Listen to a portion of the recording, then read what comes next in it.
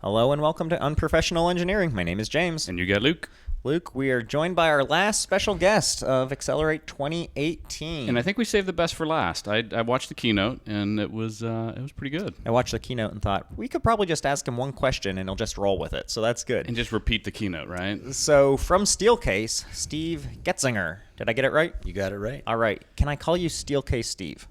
Just Steve is fine. Ah. You guys lie really well, so keep going. All right, great. All right, so we want to get to know you a little bit. We kind of positioned this as, would we be friends? So outside of an interview, would we hang out? Cool.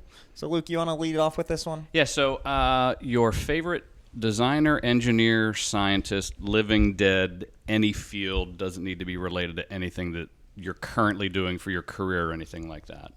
Oh, this is such an easy one. Really? Everybody else struggled. I know. No, I am a huge Tesla fan. Nikola Tesla is and I love the whole debate between Tesla and Edison, right? Because Edison had all these patents, but we use literally nothing of Edison anymore, and we wouldn't be able to survive without Tesla. I mean, the ballast and the lights, for God's sakes, are there. Yeah. So, yeah, it's a fascinating subject, especially knowing that he literally died, worshiping a pigeon. So He was insane at he the was end. nuts. Yeah. But he was like super brilliant nuts. That's so. our second Nikola Tesla. That's our second, and I think he got an honorable mention somewhere else. And I'm Croatian, well. and he was like a He was Croatian your scientist. guy. Yeah, he's yeah. my boy. We actually did some episodes. We talked about him a bit, but we didn't cover him. But Edison we covered, and I don't want to say he was a fraud, but I think he gets a lot more credit than maybe he deserves. He was an engineer. He wasn't an inventor, Right. And working in innovation, I think that's the difference that people don't recognize. They say, "Oh, he invented the light bulb." Right. No, he made it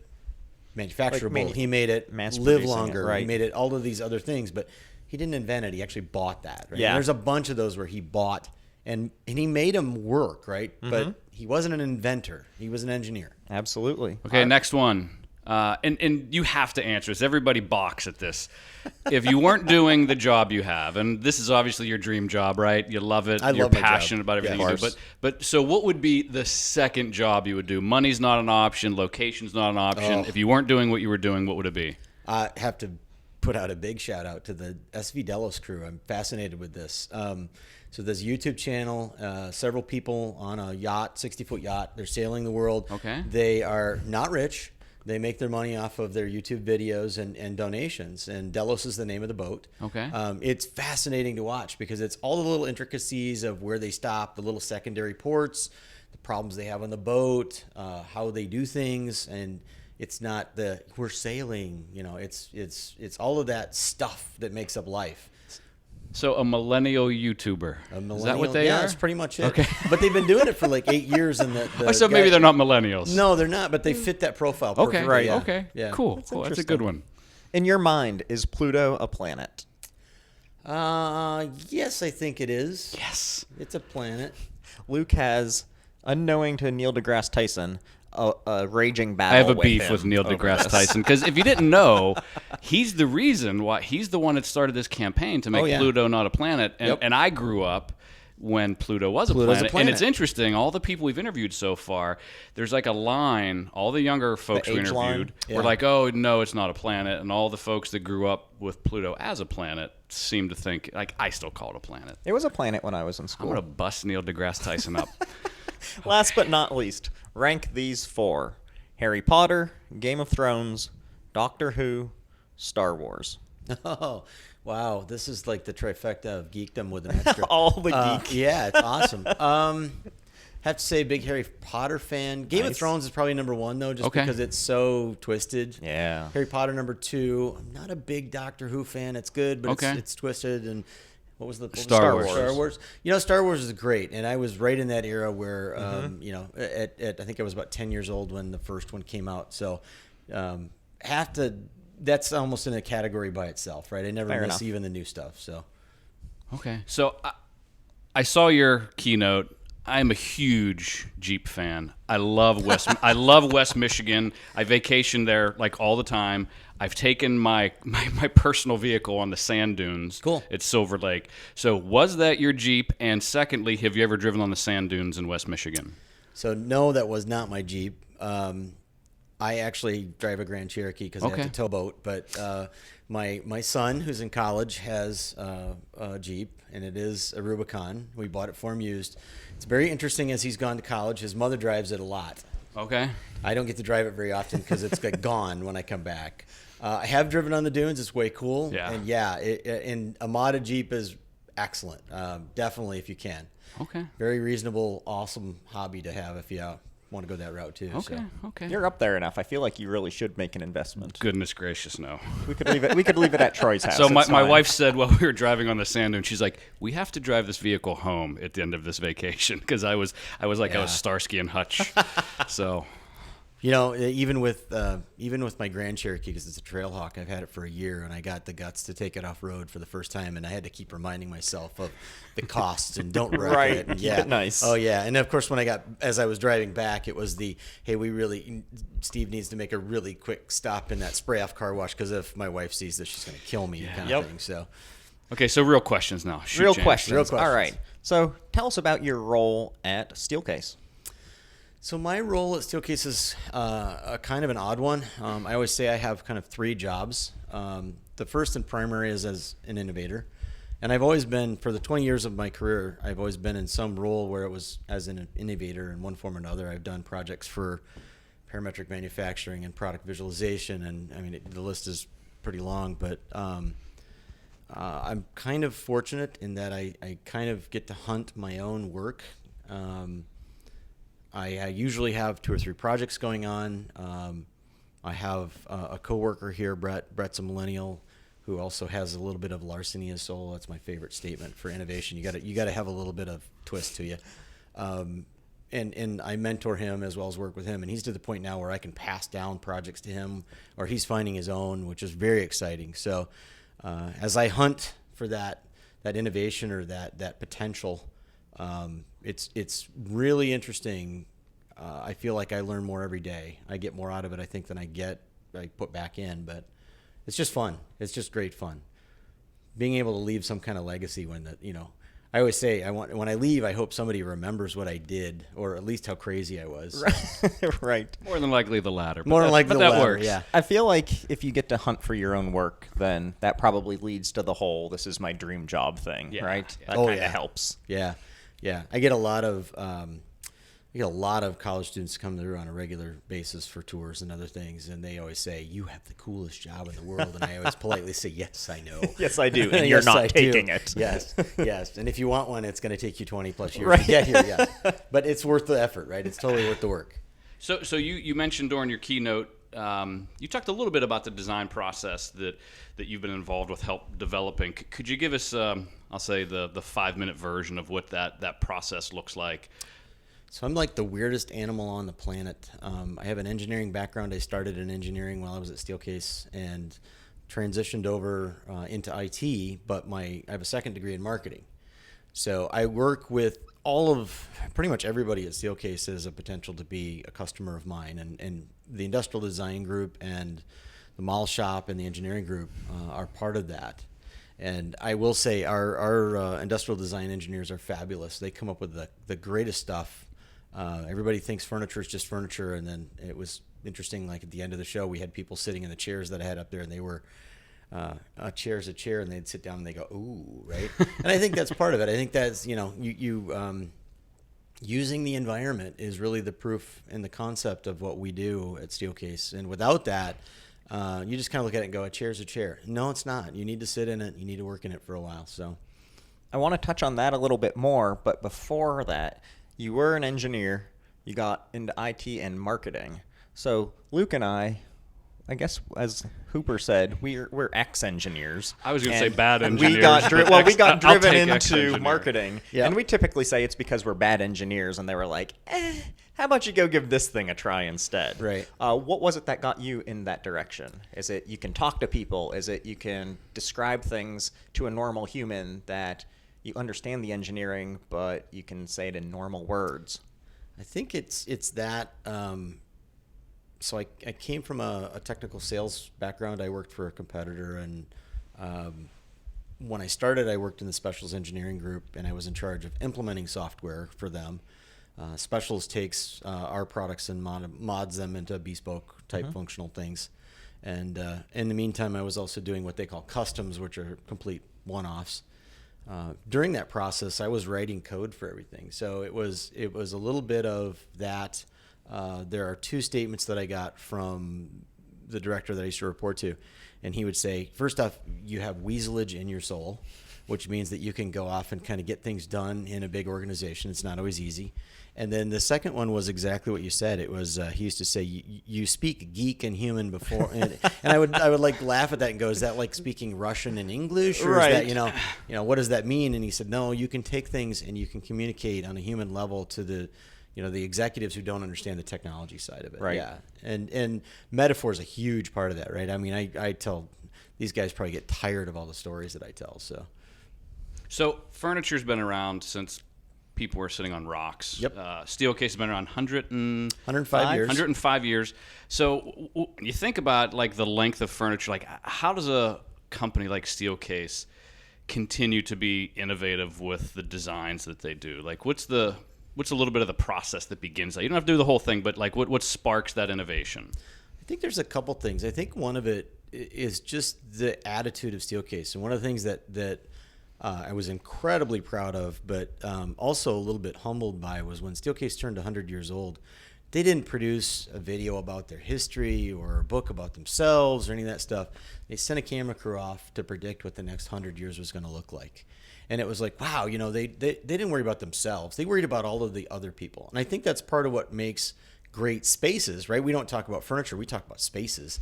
It's looking at how people utilize things, how they react. I think a fabulous example is when I first started 20 years ago, we didn't really make a couch. And now we make some really cool, workable couches, right? And it's because millennials want to work a different way than what my generation does. And I consider myself very adaptive for who I am. I mean, yeah, we're sitting in a big We're sitting on beanbags. Yeah, exactly. And that's I think that's part of it, is that we do a ton of observation. I mean, just amazing amounts of observation, and we put people in positions that they can go off and kind of discover.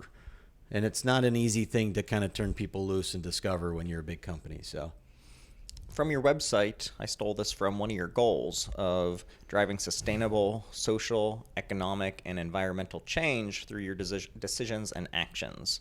Could you go into a little more detail on that? Maybe give some examples of how those all play in? yep. So Steelcase was founded by two families, the Pews and the Wiggies.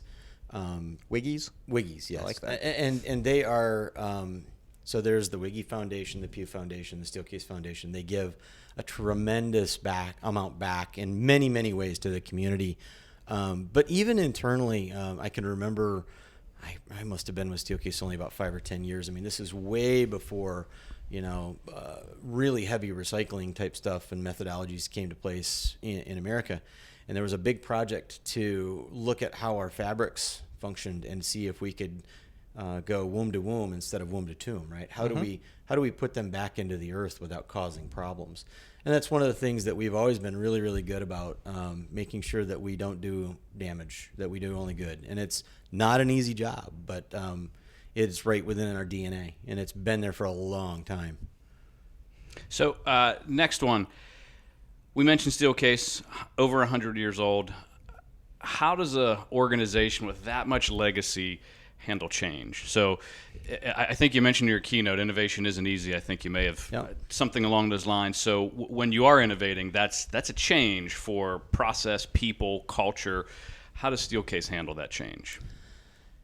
A few years ago, I would say, like everybody else, we seem to be getting better at it. We just went through a pretty massive reorg, especially in the IT side of our structure, to support the business better.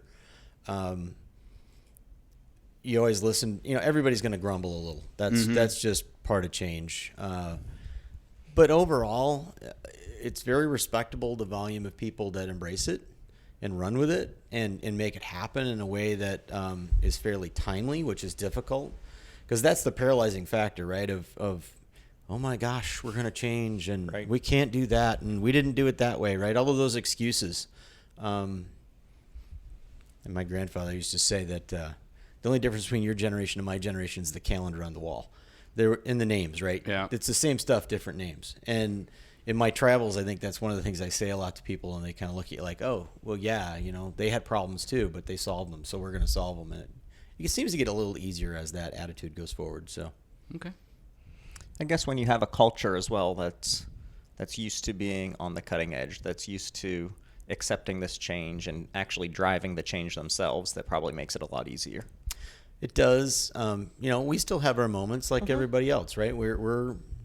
It can be difficult depending on how big the change is, but overall it definitely helps, especially having leadership that really supports that change, really drives that change from the front, right? Leading from the front, I was talking about in my keynote, Simon Sink.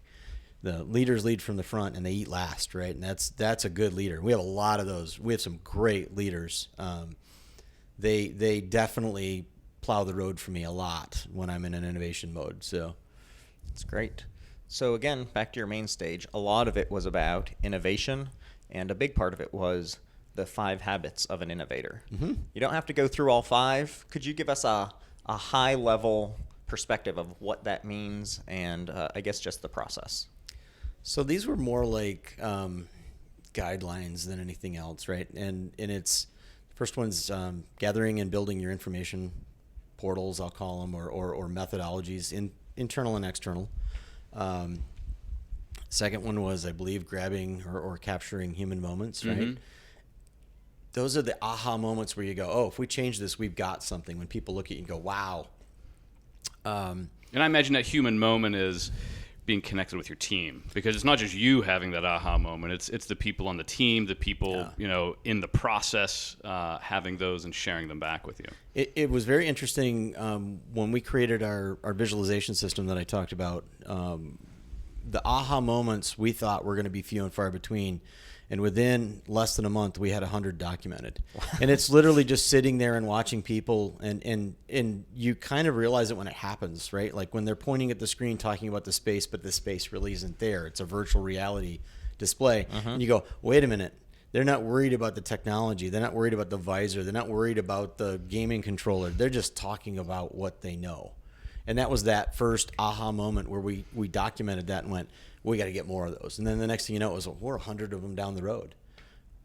So Next one was building the foundations. Yep. What's that about?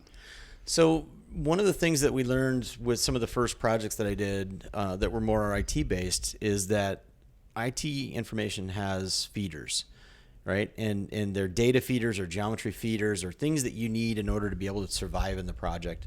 Those are foundational pieces. Without that, you're going to fail. So if you go in and you say, I'm going to modify my PLM system, for an example, but you don't take care of the fact that you might have to change your business or the way that you gather that information to do it, all you're doing is band-aiding something. So you got to make those changes foundational, otherwise they fail miserably.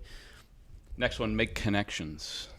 Yeah, this is my favorite because I really didn't talk about anything technology-based in my speech, right? Those credible human moments are really what it's all about. People don't look back and say, that was a great technology project, right? They look back and say, Bob was awesome. He listened to us. And it's really about human moments.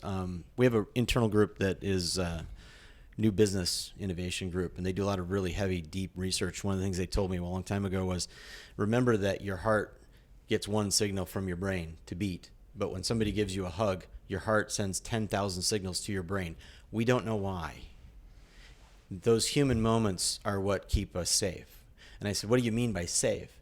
And they said, well, it's not just the fact that you're connecting with human beings, but when you look at things like AI, right? And we're all worried about the Terminator moment when the world's going to take over. We already talked about we that. had that Yeah. conversation with the Roboy folks. Yeah, the new business folks say, yeah, what they forget in that equation is the human element, and it's really that human element that is what that's about. Building those connections that the next time those groups need something, they remember how you treated them and how you worked with them, and that they'll come back to you. And the last one, tell a story. So this is part of what we were talking about earlier, right? That weird marketing degree in me. It's funky because I actually used to get lectured by some of the engineers, the managing engineers that I work with. They're like, you shouldn't market things. You shouldn't sell things.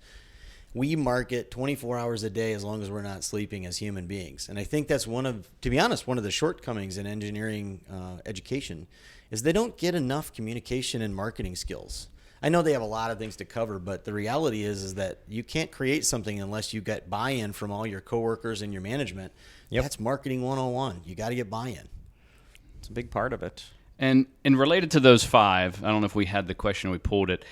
Are these sequential? Can these happen simultaneously? Is one more important than the other? Do they have to? Can you do 2 and not? Because the other point you made in your presentation was the rule of you choose 5 things and you might get 3. So do you have to do?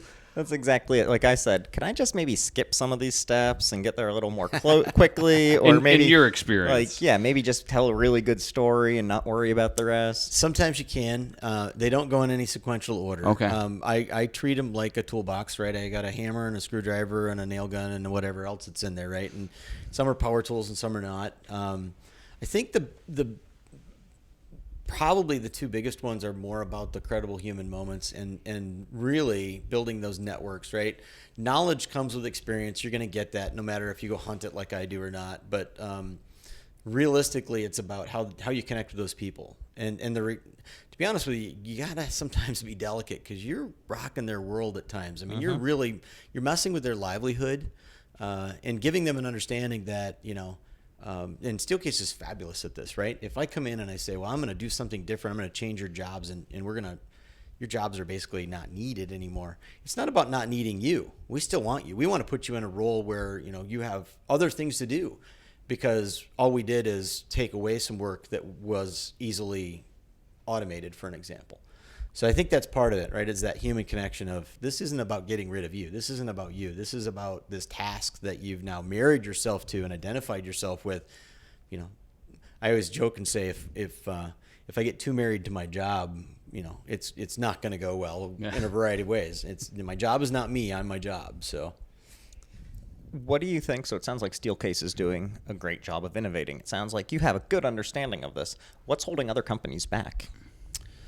I think in my slideshow, one of the things that holds a ton of them back is the fact that they don't have, and I hate to say this, it sounds really arrogant. It's not meant to be. They don't have a me, right? They don't have people that kind of go around and hunt innovation, and they expect those teams that are doing daily grind work to step outside of their normal world and look in and make a change. That's not easy. That's not easy, and that's why I had that slide and it was so big, right? Of standing in the forest, looking at the trees, describing the bark, and I keep saying, what's the forest look like? The bark is brown. No, and it's really, really hard. There's a lady who recently retired. I used to give her a hard time every day. In her job, she could easily do things electronically. She printed off reams of paper. And one day I cornered her and I said, enough, stop printing. Here's how you do this electronically. And I got, not everybody works like you. I said, yes, but you're not as efficient as I am. And you're burning all this paper, which is killing trees and costing us electricity. And by the way, did you hear you're not as efficient as I am, right? She never got it. In the last 5 years, she burned reams of paper. Just right? kept pressing the print button. So funny, similar story. My wife prints driving directions from MapQuest. So just throwing that out there. You have the phone, you have the GPS, Just and just throwing as that a out backup, you have the printed Very similar, directions. very I similar. love it. So one last question. Yeah, and this is probably the most important question. Absolutely. What's your favorite thing that Steelcase And you got to makes? pick one. You can't. Oh, wow. Has to be one. That's a great question. Favorite thing that Steelcase makes. So it's really difficult because we have 60,000 products and 20,000 finishes. Just a few. Yeah, just a couple. Actually, you guys have some of them here at Mars. Okay. It's called a Brody, and it's a private work cell that you can sit in. It's like a cockpit. Okay. And when you sit in this thing, it's amazing because you're just tucked in. Nobody's going to bug you. You throw a couple pair of headphones in, and you can plow through work.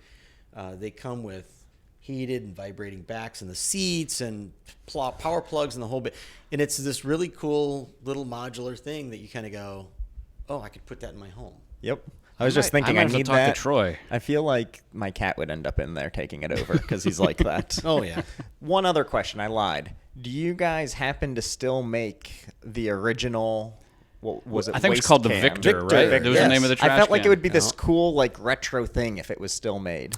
So it is not still made. However, for our 100th anniversary, that was the product that we released is the Victor 2, and it's a recycling center.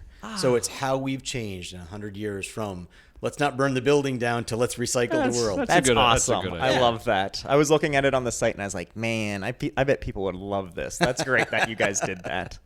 All right, so that's everything that I have. I think we should probably wrap this up. And with that, we're wrapping up day 2 of Accelerate wrapping up Accelerate 2018 altogether. for This is our us. last interview, and so thank you so much for Yeah, joining us. Steve. We Oh, appreciate thanks, your time, guys. and we'll see everybody later. I'm heading on my way to innovation. See ya. Thanks Cheers, a lot. all. Bye now.